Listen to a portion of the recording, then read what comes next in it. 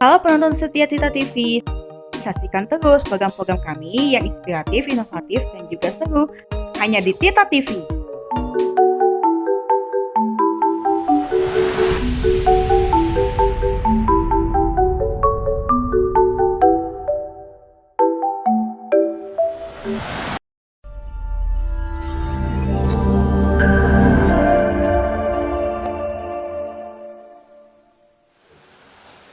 Oke, baik.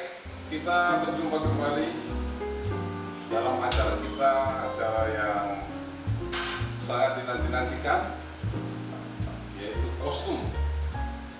Konsultasi seputar itu masih bersama kita.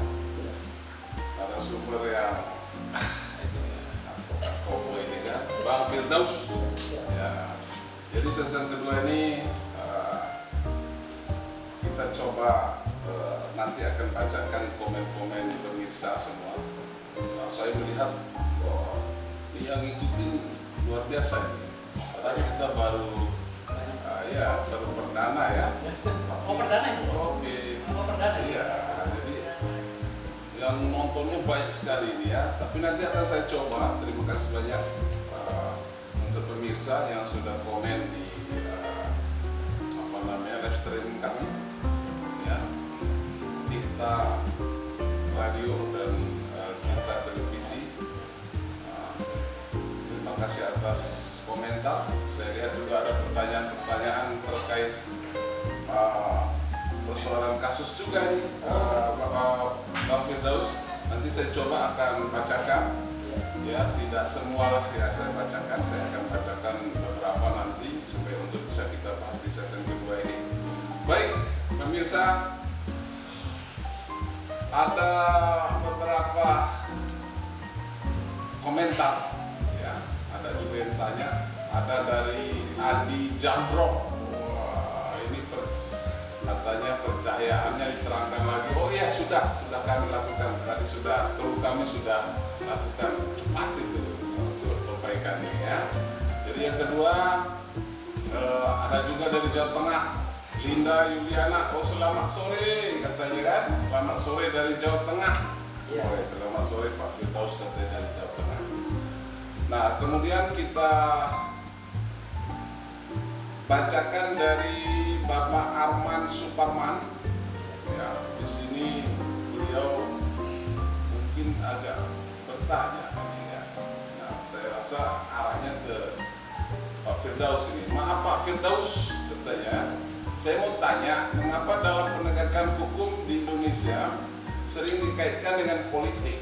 Kita ambil contoh kasus Kardus Durian, Cak Imin, di mana saat Cak Imin menjadi cawapres, baru kasusnya dibuka lagi. Mengapa tidak dari dulu? Coba jawab dulu deh ya, Bang Firdaus. Jadi dulu hukum adalah panglima. Pada saat Undang-Undang Dasar 45 belum diamandemen, itu hukum masih jadi panglima.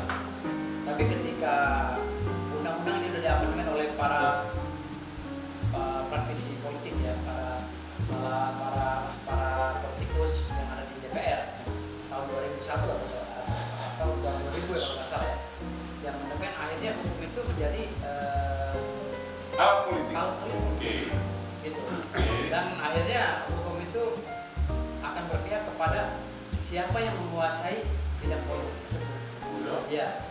Artinya di sini ajas kepentingan penguasa akhirnya terbentuk di sini secara tidak langsung, yaitu namanya ajas oportunitas.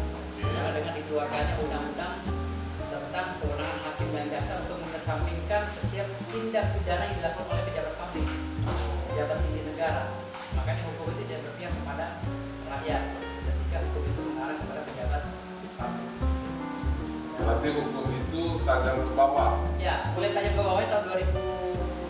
Ya bukannya memang harus tajam ke bawah, karena parang kan harus ke bawah itu yang tajam. Iya. Yang ke atas tumpul toh. Ya, hukum itu kan atas bawah. Oke. Tajam ke atas, tajam ke bawah. Terus. Biar terasa keadilannya kan. Oke. Tapi semenjak undang-undang itu diamandemen, akhirnya hukum itu mundur ke bawah. Tidak tajam, mundur ke atas, tidak tajamnya ke bawah. Apalagi dikeluarkannya undang-undang oportunitas ya, tentang kewenangan hakim menyampaikan perkara pidana terkait dengan pelanggaran yang dilakukan oleh pejabat publik misalnya seperti gubernur, presiden, itu imunitasnya berlebihan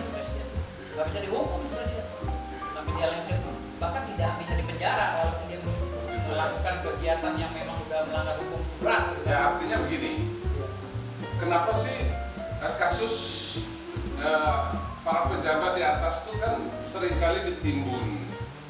Tiba-tiba kalau jadi cawapres, contoh tadi yang apa yang dikatakan Pak Arman Suparman, terus kemudian nanti dia mau calon gubernur, contoh baru muncul kasusnya dibuka lagi. Apa kasus itu adalah kado hadiah atau gimana? Coba. Jadi begini, itu ya saya bilang tadi, semenjak amandemen undang-undang dilakukan oleh anggota DPR di khususnya Komisi 3, jadi hukum itu menjadi bahan politik, alat kepentingan politik, di bawah politikus, tidak di atas lagi, tidak sebagai panglima lagi. Makanya seperti contoh kasus sekarang ini kan mau pencapresan yang dilakukan oleh para presiden ya, capres dan cawapres itu kan. Contoh mana Anies juga mulai dikorek-korek kasusnya, Ganjar juga sudah mulai dikorek kasusnya, terakhir Cak Imin kan, Cak Imin juga mulai dikorek kasus korupsinya, kasus pencurian apa segala itu kan. Berarti rumah anti rasuah ini tidak independen. Kalau menurut saya karena diangkatnya oleh pejabat politik, jadi seperti rumah lembaga-lembaga institusi penegak hukum ini juga tidak independen.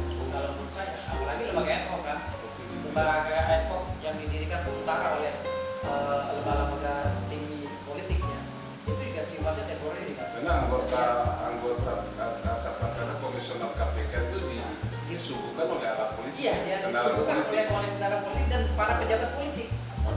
Jadi susah. Jadi itu jadi alat. Nah inilah yang saya bilang tadi. Yang saya bilang tadi perlu ada formula khusus dalam hukum ini, dalam undang-undang untuk merubah itu, kembalikan lagi kepada juroknya. Undang-Undang Dasar 45 dengan turunannya serta bagan-bagan lainnya seperti GBHN dan lain-lain itu harus terbentuk lagi. Apa harus dirubah lagi kita punya katakanlah undang-undang kita di DPR sana, contoh misalnya gini, undang-undang partai politik lah kita rubah supaya tidak masuk ke kamarnya rakyat. Ya masalahnya siapa yang berani merubah undang-undang itu, karena pejabat politik ini kan semua dipilih oleh partai politik. Mereka ingin memangkas kewenangan pemilik partai misalnya dalam intervensi pejabat-pejabat yang telah ikut serta dalam kontestasi pemilu menggunakan partai mereka. Kita ingin mengeluarkan regulasinya. Kalau nggak kita di PAW, masa sih nggak ada yang berani kan? Nggak ada yang berani kan Pak Jokowi kan begini. Iya. Ya, masa sih nggak ada yang berani. Selama pejabat publik ini menjabat itu melalui partai politik, saya rasa tidak akan tercipta itu independensi hukum, tidak akan tercipta rasa keadilan. Karena apa? Itu semua kepentingan politik dan kebijakan politik. Jadi kalau seandainya kita ini mau menghayal itu, kalau presiden itu menjadi itu tidak lagi dirongrong oleh partai politik dengan rongrong-rongrongan yang klise kan gitu, minta proyek dan lain-lain, saya rasa susah. Karena presiden aja udah berangkat dari partai politik mencalonkan diri. Artinya di sini semua susah, kecuali ada undang-undangnya pun ada yang mengatur bahwa calon independen itu dibolehkan di negara ini, tapi tetap aja kalah. Apakah kan saya rasa kalau begitu kesimpulannya menurut Bang Firdaus ya, saya bisa menyimpulkan dong bahwa berbangsa berpolitik kita di negara ini seperti bagaimana membangun satu sinetron yang luar biasa. Kalau menurut saya itu udah menjadi kerajaan dajjal. Politik di Indonesia ini menjadi kerajaan dajjal ya. Jadi kalau menurut saya ini lebih dari kerajaan dajjal. Karena apa? Politik yang ada di Indonesia ini, khususnya partai politik itu menjadi kerajaan dajjal. Kalau menurut saya, kenapa? Karena udah begitu kuatnya gitu gerakan mereka ini, sehingga menyampingkan ya ini bahasa saya, analogi saya atau perumpamaan dari saya, bagaikan kerajaan dajjal yang ditembus. Bukan berarti kendaraan politik itu atau partai politik itu kerajaan dajjal, tapi ini bagaikan itu filsafatnya. Ya, filsafatnya, filosofinya seperti itu. Jadi artinya di sini sangat sulit sekali tembus ke dinding kerajaan dajjal ini, karena udah tersistem dan masif terstruktur. Jadi artinya di sini kalau kita ingin membicarakan masalah independensi terhadap kewenangan pejabat dalam mengatur negara ini juga agak sulit, karena pejabat sendiri udah ada pesanan politik dan si pemilik partai. Berarti kalau saya berpikir siapapun presiden itu nggak akan bisa merubah warna tidak bisa sekarang. keadilan. Tidak bisa. karena udah ada warnanya sendiri. Presiden ini dilahirkan oleh partai mana? Waduh, ngeri. Partai ini sudah ada berafiliasi kepada kebijakan politik internasional. Partai ini di belakangnya negara ini yang menguasai dunia. Partai ini di belakangnya negara ini. Jadi kita sudah bisa tebak. Maka untuk mengetahui politik yang ada di kancah nasional harus juga memahami politik kancah internasional. Karena semuanya berkaitan langsung dengan kebijakan blok barat dan blok timur. Berarti sampai sekarang nggak ada tokoh nasional atau nggak ada bangsa, namanya tokoh negarawan gitu yang mampu merubah itu ya tadi ya. Tinggal menunggu kebijakan dari Allah Subhanahu Wa Taala. Mau diapain? Apa dimatiin semua pemilih partainya? Saya nggak tahu. Mati mendadak bersama-sama, ya kan? Mati berjamaah memilih partai yang menjolimi rakyat kan gitu. Tahu mati berjamaah gitu kan? Kita nggak tahu, itu tinggal kebijakan Allah Subhanahu Wa Taala, karena hanya tangan Allah yang bisa berubah itu. Karena tersisa. Karena Tirta media masih mau hidup 1000 tahun lagi. Gitu ya. Jadi oke. Saya nggak mau banyak komen lah, tapi saya lanjut dah sama komentar itu karena masih banyak ya. Saya harus baca, saya harus milih-milih gitu kan. Tadi supaya mudah-mudahan tadi Pak Arman Suparman agak puas ya, harus puas dong ya. Kalau nggak puas kita ketemu minggu depan lagi. Nah sekarang saya lanjut tuh, ada komentar dari Ibu Linda Yuliana. Ya, mohon maaf Pak ini berarti buat kita berdua nih. Firdaus mau tanya, apa hukum negara di Indonesia? Hak asuh anak di bawah umur jatuh di tangan ibunya saja dan tidak bisa jatuh ke bapaknya, sedangkan banyak bukti ibunya berselingkuh. Coba saya Jadi gini, dalam pasal 105 kompilasi hukum Islam itu dituangkan bahwa kewenangan ibu itu penuh dalam mengasuh anak sampai umur 12 tahun. Ketika anak itu sudah mencapai 12 tahun, dia harus memilih kemana arah dia ingin diasuh, gitu kan? Tetapi ada catatan. Ketika ibunya melakukan tindakan fisik yang mengakibatkan anak itu cacat dan lain-lain, maka hak asuh itu akan dipertimbangkan kembali oleh para penegak hukum, khususnya pengadilan kan bisa kalau ada gugatan lagi yang masuk dari suaminya. Untuk para majelis ya, hakim majelis hakim kalau ada gugatan lagi keberatan daripada suaminya atas putusan yang kira itu kan. Tapi itu ditinjau kembali nanti. Namun di sini tindakan yang dilakukan oleh ibu ini sekarang ini dalam menafkahi anaknya, terserah dia menjadi pelanjut atau apa, tidak ada kaitannya dengan hak si anak. Ya contoh begini aja, contoh. Kita ilustrasi. Ketika ibu melahirkan seorang anak, tapi ibunya itu tidak punya mental seperti ibu. Lalu katakanlah anaknya tadi tidak diasuh selayaknya jadi mungkin begitu ya kurang lebih. Lalu kemudian tadi bapaknya yang justru lebih aktif untuk mendidik, menyayangi dan seterusnya. Contoh begitu ya. Nah, apakah daripada catatan-catatan itu masih hukum membiarkan hak asuh anak tadi dibebankan atau diserahkan kepada ibunya, sementara dia anak kecil harus betul-betul jiwanya itu dipelihara oleh orang yang sehat jiwanya ya. Itulah yang sudah tadi, kalau itu putusannya sudah inkrah, itu kita bisa ada hak peninjauan kembali. PK ya? Berarti itu dijadikan novum. Oke Bu Linda Yuliana.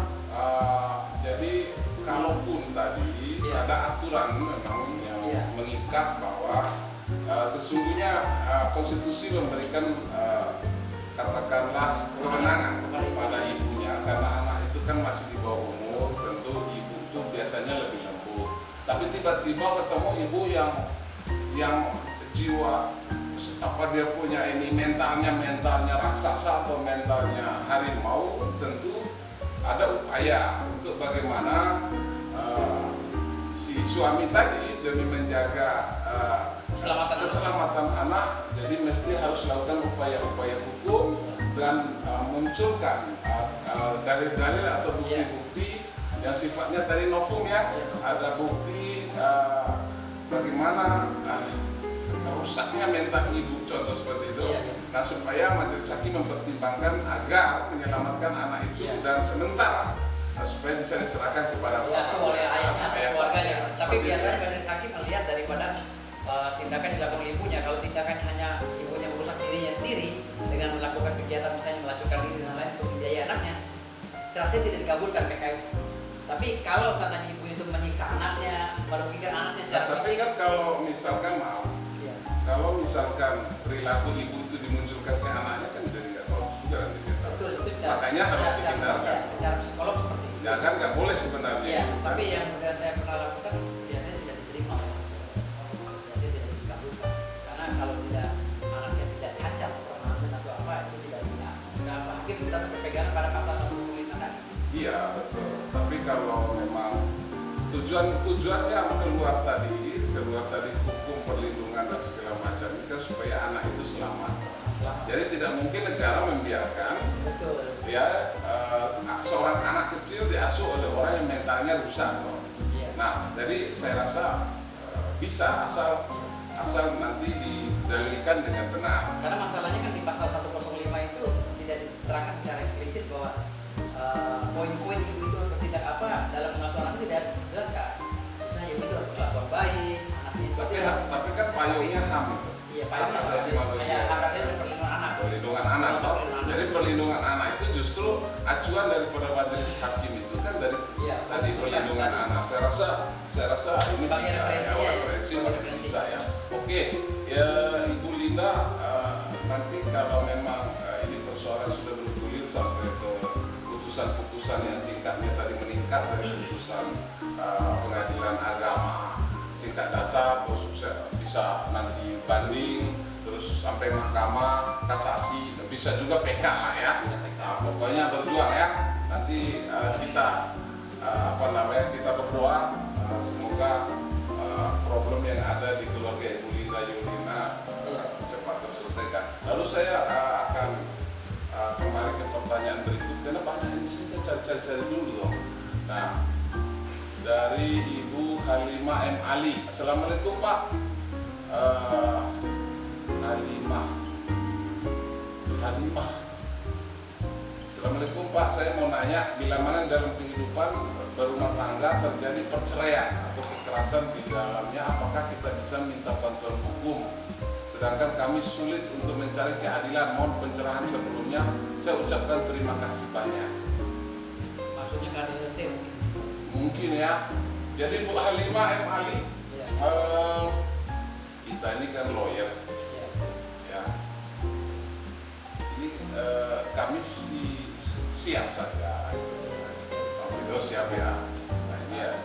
Kalau menurut saya begini jawabannya yang paling elok adalah Ibu Halimah itu harus datang ke LBH, lembaga bantuan hukum. Kalau ke advokat kan tahu sendiri. Apa tuh? Kenapa dia? Brandnya itu kan tahu sendiri, advokat itu kan brand harganya itu udah ada gitu. Berat. gitu ya. Kalau ke lembaga bantuan hukum seperti penasihat hukum kan mereka bisa melakukan pendampingan hukum dan memberikan advice hukum kepada calon kliennya itu dengan pemahaman masing-masing. Tapi kalau ketika udah masuk substansi ke litigasi, pasti advokat itu ada anggaran yang memang mungkin di pasal 25 itu tidak mendapatkan sekali karena bayarannya mahal atau apa. Bisa jadi ya. Bisa jadi seperti itu. Tapi kalau Pak Firdaus kan pengacara yang berhati mulia, Amin. bisa saja nanti Ya. tidak ditarif dolar. Nah, namun Ya. yang kita lihat sekarang kan ada satu kekerasan ya. Ya, tapi gini, tidak munafik juga karena di pengacara itu melihat begini, kalau si calon kliennya ini dilakukan kekerasan oleh suaminya, gitu, tapi kliennya ini juga bersikap baik pada si lawyer juga pada tentunya akan melakukan kegiatan yang memang dilaksanakan sesuai dengan keinginan si klien tadi, karena akan nyaman lawyernya. Tapi kalau kliennya ketemu yang karena udah benturan fisik dengan suaminya, tertekan secara psikolog, dia terganggu jiwanya, akhirnya dengan pengacara juga dia merasa kasar gimana atau gimana, itu akhirnya tidak ketemu antar klien. Tapi intinya bahwa untuk Ibu Halimah M. Ali, kita para lawyer ini memang siap menerima permohonan bantuan hukum lah ya, terkait tadi masalah terjadi perceraian dan kekerasan ya, kekerasan dalam rumah tangga ini. Kalau mau datang ya ke Limpo Karawaci sini, ke Oh, gitu ya? Tirta TV, Oh, ya. pasti dapat bantuan hukum. Oke, sama nanti ya. Kita ngopi-ngopi di sini ya, Ngopi di di sini ya. Louis Coffee Lounge. Nah, jadi Jadi oke. Saya akan terus membacakan ya komentar-komentar dari pemirsa. Ini sebenarnya komentarnya banyak sekali, cuma saya harus pilih-pilih dong. Nah, dan bagi teman-teman yang belum komentar, belum tanya, belum apa, silakan berkomen. Ya, masih kita diskusi dengan Bapak Firdaus. Ya, supaya kita semua dapat pencerahan kecerdasan dalam konsultasi. Sambil Iya, sambil. tadi mototin saya. Ya, oke, enak ya. Ya. Oke. Bang Firdaus, Ya. sambil makan boleh ya?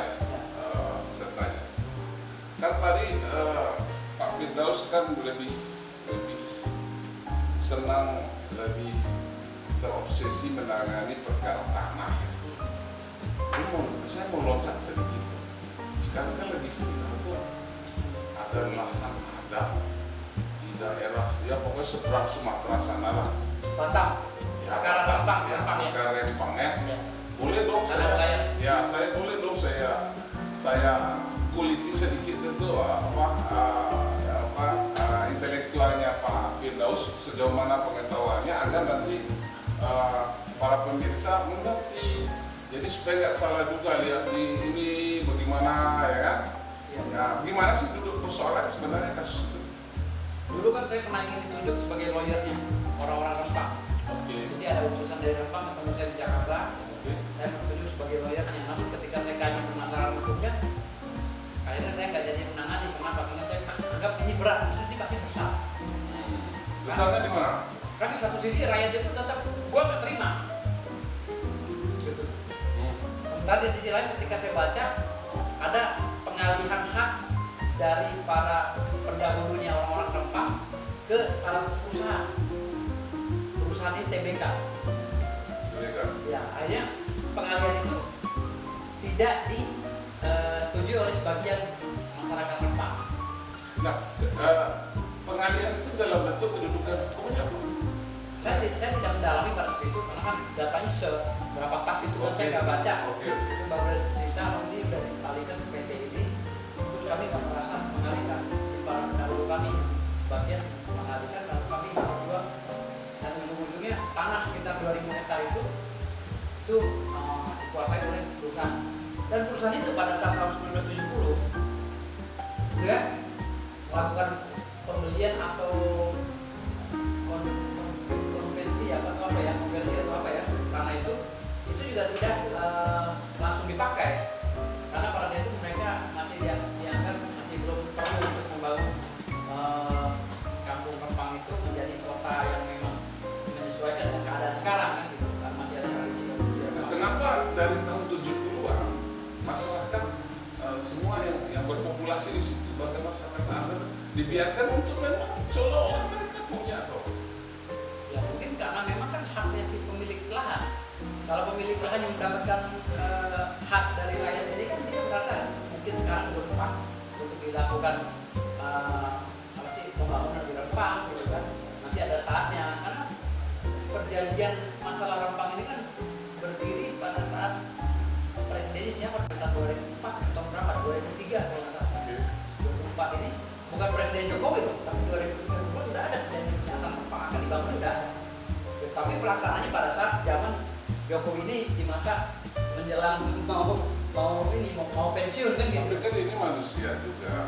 Iya. Jadi kalau barang yang menduduki objek itu gampang banget itu eskalator ngangkut taruh kan. Tapi ini kan manusia, anak bangsa. Jadi mesti ada cara-cara yang Nah baik. makanya kan saya bilang tadi di sini ada kesalahan yang dilakukan oleh pejabat pemerintah dengan oknum masyarakatnya yang melakukan perjanjian Rempang tadi pengalihan hak wilayah masyarakat Rempang kepada perusahaan. Ini ada karena di dalam Undang-Undang Agraria Nomor 5 Tahun 1960 sebenarnya perusahaan itu juga tidak boleh menguasai lahan sampai ribuan hektar begitu. Itu nggak boleh, itu sangat melanggar dan wajib dibatalkan perjanjian itu. Tapi kenapa nggak dibatalkan? Ya permasalahannya kan pada saat itu saya tidak melanjutkan proses non litigasi atau kuasa hukum yang diberikan oleh mereka kepada saya membaca, saya lihat nih, oh ini kasusnya pasti besar nih, saya bilang gitu. Kalau saya ambil pasti besar. Dan yang saya kaji di situ, kalaupun masyarakat Rempang diperjuangkan oleh negara, hanya ada beberapa tokoh dan keluarganya yang menguasai tanah itu, tidak untuk rakyat, gitu. Tidak murni untuk rakyat Rempang, tapi hanya kepentingan tokoh adat atau apa gitu, yang mendapatkan Sebesar itu kekuasaan pengusaha itu ya? Ya kan hukum itu sudah harus dilaksanakan ketika ada perjanjian, karena sudah sepakat haknya sudah dialihkan oleh masyarakat Rempang perjanjian. Artinya suka atau tidak suka, hukum itu harus dilaksanakan dan ada konsekuensi daripada perikatan tadi. Iya, karena gini, kita orang hukum kita coba berbicara begini. Hukum itu adalah perintah konstitusi. Warga negara itu kan di sana ada rakyat. Nah, jadi ketika pelaksanaan hukum di bawah sebagai alat perintah konstitusi kan, sementara perintah konstitusi adalah suara Tuhannya rakyat. Nah, hukum itu kan tidak akan bisa jalan untuk merobek daripada hati nurani rakyat. Nah, seperti yang saya bilang tadi, ini kan rakyat ini. Makanya saya bilang tadi begini, kalau kita berbicara masalah rakyat, kalau kita berbicara masalah keseimbangan dan keadilan, kita bicara masalah hukum normatif yang terjadi di Indonesia. Siapa yang berhak dan siapa yang tidak berhak di situ. Karena pengusaha juga adalah rakyat gitu loh, yang perlu dilindungi juga hak-haknya. Seorang pengusaha ini kan manusia juga yang berkepentingan dalam proses bernegara ya, dalam membangun ekonomi. Contoh misalnya dianggap Rempang ini sudah tidak cocok lagi untuk menyesuaikan kehidupan ekonomi saat ini. Kenapa tidak dibangun seperti Singapura di tetangganya dan lain-lain agar menambah devisa negara? Kan gitu. Mungkin itu pemikiran daripada pengusaha dan pemerintah. Tetapi dari sebagian masyarakat Rempang juga yang sudah berdiri di situ sejak tahun 1720 kalau tidak salah, itu dari turun temurun mereka merasa memiliki dan tidak bisa digugat kan gitu. Sementara sejak zaman dunia ini ada biliaran tahun lalu, ini kan kita udah berevolusi, udah berganti-ganti suku, ras dan turunan ya kan. Jadi generasi-generasi dari mulai zamannya Mesopotamia, Megalitikum dan lain-lain itu udah berpindah-pindah. Perjalanan perpindahan evolusi manusia itu juga ini disesuaikan dengan kebutuhan aturan dan hak-hak hukum yang ada di daerah itu. Sekarang ini masyarakat Rempang masih mengedepankan budayanya misalnya kan, dan mereka tidak mau diganggu. Sementara aturan yang sudah dibuat ini untuk kepentingan saat sekarang. Aturan dibuat itu untuk dipakai dan disesuaikan dengan kebutuhan negara dan masyarakat kebanyakan yang ada di Indonesia. Tapi kira-kira kejadian di Rempang ini apa ada alat politik yang membantu kira-kira? Gak ada. Kalau menurut saya murni itu. Murni ya. Justru masyarakat Rempang ini kayaknya ada yang membonceng kita kan. Mungkin bisa jadi juga rival pengusaha ini. Bisa jadi sebagian masyarakat Rempang ingin dibayar oleh pengusaha ini, tapi menggunakan tokoh-tokoh adat Rempang untuk melawan pengusaha yang sudah kontrak ini. Nah, penting nggak kalau negara harus hadir, katakanlah secara tegas bagaimana ini memisahkan persoalan hak dan kewajiban tadi, karena ini kan menyangkut anak bangsa. Ya itu sangat penting sekali, dan negara itu juga jangan arogan. Ingat perjanjian antara perusahaan dengan masyarakat, sebagian masyarakat Rempang yang menjual lahan wilayahnya kepada pemerintah, kepada perusahaan itu juga cacat. Oh ya? Iya dong. Iya. Perusahaan tidak boleh memiliki lahan di atas sekian puluh ribu hektar. Saya sekian puluh hektar, gitu. Artinya kalau nggak salah berapa hektar ya? Berapa hektar? Kalau nggak salah 20 hektar atau berapa? 25 atau 60 tentang agraria. Jadi perusahaan juga tidak boleh semena-mena menguasai lahan sekian juta hektar, sekian puluh ribu hektar, nggak boleh. Karena melanggar undang-undang dan perjanjian itu cacat formil dan wajib dibatalkan. Jadi dianggap negara ego. Negara juga jangan melindungi perusahaan itu karena perusahaan itu misalnya Tommy Winata punya uang gitu kan. Misalnya kan ini kan katanya berkaitan dengan Tommy Winata gitu. Misalnya Tommy Winata punya uang, kita jangan sampai takut dan jangan sampai ini nanti bersinggungan dengan Tommy Winata, kita bahaya gitu. Itu kan negara juga jangan egois, harus memandang hukumnya secara utuh. Kalau negara saya rasa nggak egois, tapi kayaknya agak ketar-ketir juga tuh. Iya, kita juga kan karena di belakangnya Tommy Winata kan gitu. Mungkin tuh. Siapa yang gitu.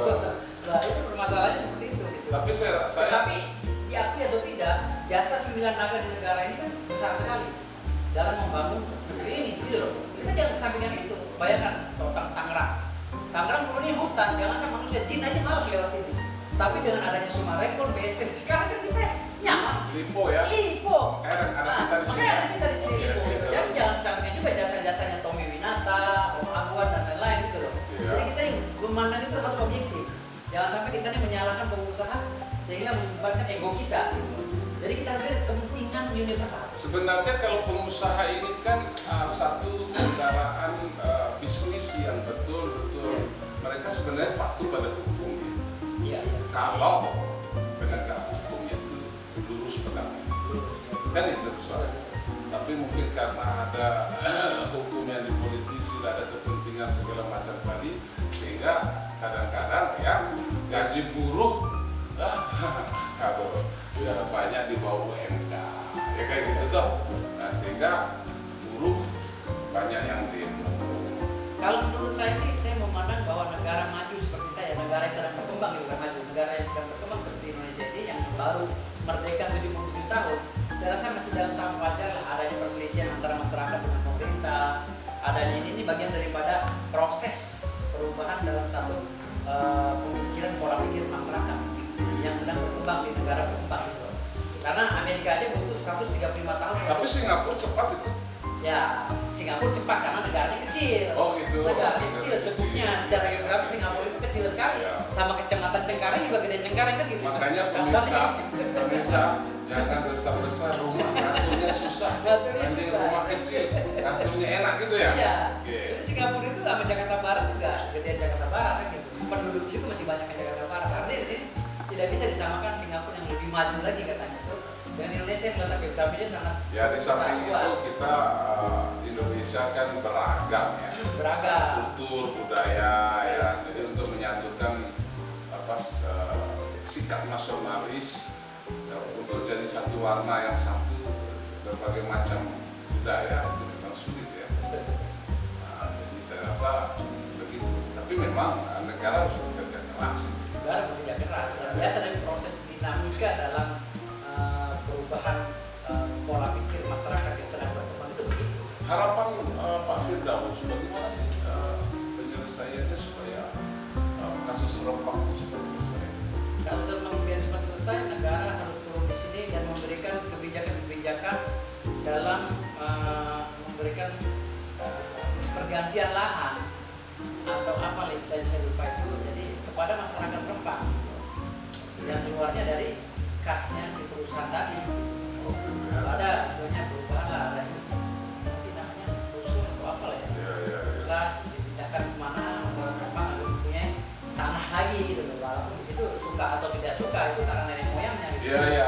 Tapi kan namanya negara lagi membangun, semuanya udah harus, contoh seperti Kalimantan IKN, itu kan negara IKN itu kan negaranya ada tanah moyangnya orang Kalimantan itu, tapi berhektar-hektar digerok oleh negara untuk dijadikan kota yang memang benar-benar akan menyampingkan adat dan tradisi orang Kalimantan yang saat ini kita tahu lebih kental budayanya kan, daripada sosial. Ya karena amanat konstitusi lahirnya pemerintah dalam sebuah negara itu bukan sebagai dracula, tapi dia lahir sebagai seorang kepala kepala adat yang baik, Kepala pengelolanya.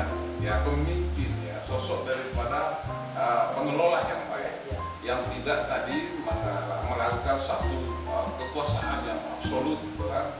Jadi dia harus betul-betul datang sebagai seorang yang bijak ya, agar pengelolaannya itu betul-betul bermanfaat untuk semuanya, kan seperti itu ya. Jadi supaya lahir tadi Pancasila tadi 5 butirnya misalnya ya, keadilan sosialnya ya, terakhir ya, betul ya. Istilah kelima. Oke, jadi saya rasa mudah-mudahan ini teman-teman di Rempang juga mendengarkan ini, coba lebih lebih kita berpikir profesional dan bernegara ya. Bagaimana kita membangun stabilitas negara ini dengan baik agar konsentrasi untuk ikut serta melakukan pembangunan menjadi negara besar Indonesia ini kan. Nah, jadi supaya nanti tidak banyak penjajah datang gitu dengan modus apa tiba-tiba sumber daya alam kita dikerut habis itu kan seperti itu. Jadi kasihan juga itu sebenarnya. Nah, tentu saya rasa soal Rempang tadi dianggap perlu memang harus hadir negara ya. DPR ini harus membuat rapat apa itu dari DPR itu paripurna atau apa yang memanggil pengusaha-pengusaha yang ada di Rempang ini yang berinvestasi ya, yang namanya saya sebutkan seperti Ortomina dan lain-lain, dipanggil untuk didengarkan pendapatnya tentang kejadian yang terjadi di Rempang. Dan masyarakat adat juga diundang di situ agar mereka bisa dialog dan bisa mencari solusi, win-win solution, agar si pengusaha juga tidak rugi, rakyat Rempang juga dapat kompensasi. Jadi sehingga mereka juga bisa berjalan kehidupan. Karena yang saya lihat selama ini saya melihatnya masyarakat Rempang itu apa ya? Ketika saya menerima job kemarin itu, ingin menerima job, yang saya baca ini yang diperjuangkan hanya hak dan kepentingan segelintir orang dengan mengatasnamakan rakyat. Yang saya baca ya baru sekilas ya. Jadi ada di situ ada beberapa orang yang memang ingin memanfaatkan momen itu. Nah, saya nggak percaya kalau yang itu rakyat. Oke, terima kasih Bang Firdaus, pemirsa semua dimanapun Anda berada. Kayaknya kita ini sudah 1,5 jam. Sudah 1,5 jam kita ini bincang nggak terasa saking ini narasumber kita asik ya. Tapi oke, lain waktu mungkin kita bisa perpanjang durasinya. Namun kita udah masuk pada ujung. Ya. Tapi sebelum itu kita minum dulu nih. Oh iya, ada di situ. teh Oke. apa namanya? Teh apa nih Mas? Mas. Teh leci ya, teh leci yang ada di Cafe Louis Coffee Lounge ya. Jangan lupa datang ke Karawaci kalau mau konsultasi hukum sekalian dengerin musik bersama saya dan Bang Ano. Oke, makasih. Di ujung acara ini saya boleh dong minta Bang Firdaus closing statement ya, dari apa yang tadi sudah kita bahas ya, agar teman-teman sahabat RAP dan sahabat kita media dimanapun berada betul-betul sedikit memahami lebih tajam ya. Boleh dong. Ya. Jadi closing statement dari saya adalah masyarakat Indonesia harus taat hukum dan patuh hukum dan paham hukum. Taat hukum, Taat hukum, patuh hukum dan taat hukum. Yang pertama paham hukum dulu. paham, Ya, kalau paham pasti taat. Kalau taat sudah patuh. patuh. Ya, artinya di sini kalau masyarakat yang belum paham hukum mau diomongin secara apapun hukum di Indonesia tetap nggak ngerti. Itu artinya di sini kenapa saya di yayasan saya, yayasan maaf ya, dikit. Oke. Bukan iklan, Yayasan Mutiara Taman Firdaus saya mendirikan kursus hukum. Jadi saya mendirikan sekolah non formal di Yayasan Mutiara Taman Firdaus yang ada di Bintaro. Itu bisa offline dengan pengajar-pengajar yang memang mumpuni dari kalangan dosen. Jadi masyarakat yang nggak mampu kuliah karena biaya yang mahal dan waktunya nggak ada, dia bisa kursus hanya beberapa bulan langsung dapat sertifikat dari kami agar mereka bisa paham hukum. Cara mengedukasi kami seperti itu. Karena kalau tidak seperti itu sulit sekali. Dan saya juga harapan saya mudah-mudahan pemerintah menyambut program saya di yayasan saya dan bisa memberikan program kepada masyarakat, program pembinaan hukum. Iya, non-formal. walaupun dari banyak produk hukum yang dikeluarkan DPR, Iya. jadi pemerintah mungkin kekurangan alat atau untuk melakukan satu edukasi pemahaman hukum kepada Gini, masyarakat luas. Harus sebenarnya gini, edukasi hukum itu harus diterapkan secara menyeluruh di seluruh Indonesia. Dan ini tugasnya Kemenkumham. Ini tugasnya Kemenkumham. Kemenkumham harus punya lembaga atau badan tersendiri untuk mengedukasi masyarakat agar taat hukum. Karena secanggih apapun program DPR ini, dia secanggih apapun studi banding yang dilakukan oleh dia di negara-negara luar, mengadopsi hukum-hukum di negara luar untuk dibawa ke Indonesia. Tapi kalau SDM negara Indonesia ini masih di bawah standar yang ada di internasional atau di nasional, susah Pak. Ya kembali lagi Gitu. negara harus hadir karena di konstitusi kita kan mengatakan negara menjamin pendidikan yang layak, Nah, kecerdasan iya. segala macam. Iya, Makanya saya bilang iya. orang baru bisa taat paham tentang itu jika negara memberikan ruang untuk supaya tadi rakyat tidak Dapatkan pemahaman pendidikan hukum. Gitu. Makanya kan karena rakyat ini ingin memahami tentang hukum, satu terbentur dengan biaya. Yang kedua, negara juga tidak punya program untuk itu. Oke. Harusnya Kemenkumham ini bukan saya promo ya, harusnya program ini menyambut program saya. Gitu. Oke. Mungkin dengan menganggap saya sebagai dirjen Oh iya. pembinaan hukum terhadap masyarakat. Iya, Kan bisa, iya kan? Kan misalnya saya diangkat dari dirjen pemahaman hukum kan, dirjen edukasi hukum terhadap masyarakat. Saya bisa mengembangkan itu di seluruh Indonesia. Oke, terima kasih. Statementnya luar biasa. Tapi sebelum bicara ke sana, Media Tirta dengan Raidin Anom and Partner itu sebenarnya menyuguhkan kostum sebenarnya tujuannya itu kok. Iya, Ya kan? terima kasih. Kami ini kan istilah bahasa mau bangun kesadaran Iya. untuk bagaimana masyarakat luas betul-betul tadi mengarah kepada pemahaman hukum. Ketika dia paham akan hukum, Iya. dari banyak nanti ya, jadi tiap minggu ini kan kita betul-betul berbicara ke soal ini ya. Makanya gini, maaf saya potong sebelum ditutup. Saya kadang sering ketawa dengan ulahnya Komisi 3 DPR RI. Iya, iya. Gagah mereka. Wah, kita sudah mengenai Omnibus Law. Oh, is. Ini kita dari Eropa loh, habis kunjungan tuh dibanding kita mengikuti itu Omnibus Law yang ada di Eropa, di Swiss, di apa segala itu. Saya ketawa aja. Ini Omnibus Law orang Eropa tuh otaknya udah cair semua sebenarnya. Kalau lu balik ke Indonesia, di Indonesia masih banyak orang yang ngomong, maaf dah, gue nggak ngerti hukum, gue mantaunya bacot. Masih banyak yang ngomong begitu. Jadi Omnibus Law buat siapa di Indonesia ini? Ini udah buat jin. Gitu. Aku pernah tanya sekelompok buruh, iya dong. Jadi buruh hampir 50% Iya. jangankan paham isinya undang-undang buruh. Iya. No. Dia nggak tahu. Undang-undang ini keliru gitu. Ini krisis. Makanya saya bilang terlalu apa ya? Terlalu overacting anggota DPR Komisi 3 ini dengan gagah-gagahan gaya-gaya. Oh, kita udah harus menerapkan Omnibus Law. Karena kita mengadopsi pada Eropa dan lain-lain. Tapi masalahnya, lo mau sosialisasi di mana? Nah, makanya dengan tujuan tadi kenapa sekarang Makanya saya sama- mengajukan diri. Satu sebagai caleg, yang kedua kalau gagal saya mau jadi dirjen. Wah, Dirjen mantap. pembinaan hukum terhadap masyarakat di Kemenkumham gitu. Luar biasa. Mantap. Semoga Tuhan mendengar ya. Tentu pemirsa,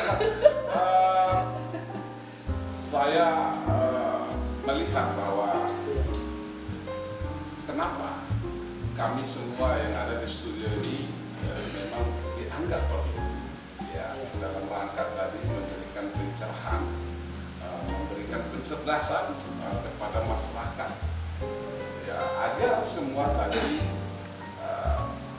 memahami hukum dan masyarakat melihat hukum itu bukan satu sosok Dracula besar Yang menakutkan. ya yang menakutkan. Makanya perlu kita kostum itu hadir ya, kostum itu hadir dengan kesadaran kita yang betul-betul ingin ikut serta memberikan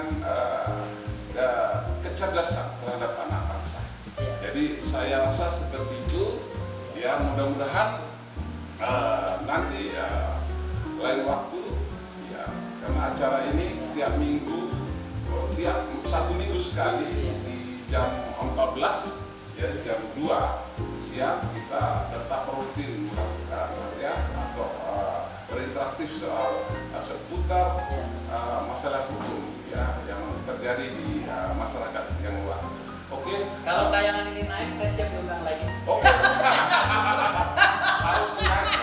Nanti lain waktu Iya. datang dong. Dan kalau bisa saya kasih saran ya, kalau untuk kostum ini kalau bisa di flyernya itu diberitahukan bahwa setiap masyarakat yang ingin bertanya tentang hukum pada saat acara ini silakan datang langsung ke markasnya kostum di sini di Karawaci. Jadi seperti Siap. kita mengikuti sebagai pengacara ternama gitu kan, dia mengadakan Iya. Joni ya, kita di sini ada kopi kostum. Oke, siap. siap.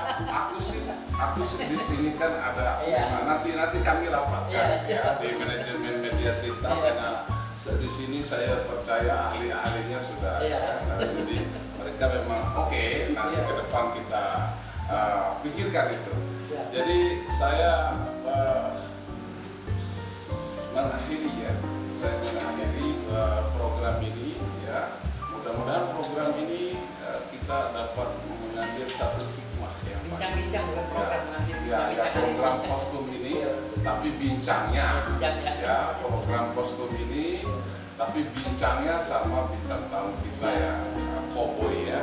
Mudah-mudahan hasil pembicaraan kita ini membawa satu manfaat yang baik untuk kita semua ya. Yang tadi tidak bisa menjadi bisa, yang tadi tidak paham menjadi paham ya.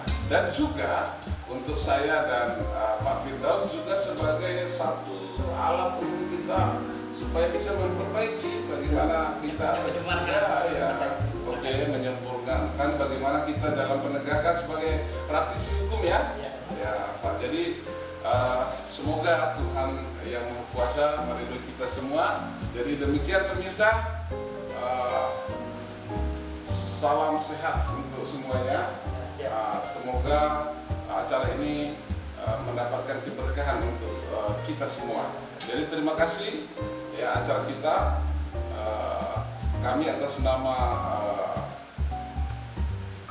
Media Tirta dan kru mohon maaf apabila ada kekurangan. Jadi kelebihan, kesempurnaan hanya pada Tuhan yang Maha Kuasa. Terima kasih. Assalamualaikum warahmatullahi wabarakatuh. Terima kasih.